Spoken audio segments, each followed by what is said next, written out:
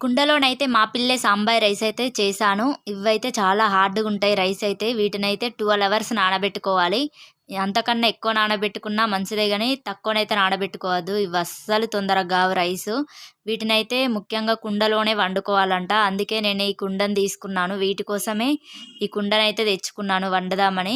కానీ ఈ కుండలో రైస్ వండినా, ఏది వండినా అని చాలా హార్డ్ అనే జెప్పాలి. ఎందుకంటే ఈ కుండలోనైతే స్టీల్ గరిటె పెట్టడానికి ఉండదు.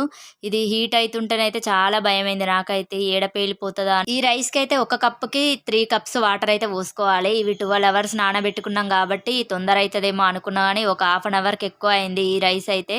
నేనైతే కుండ ఏడ పేలిపోతదని కిందకి చూడడమే అయిపోయింది. ఈ కుండలోనైతే రైస్‌లు అవి ఇవి అయితే సెట్ గావు. ఎందుకంటే ఇందులోనైతే గ్రేవీలు, సూప్‌లు పెట్టుకుంటేనే బావుంటది గానీ, ఈ కుండనైతే తొందర అడుగంటుతది.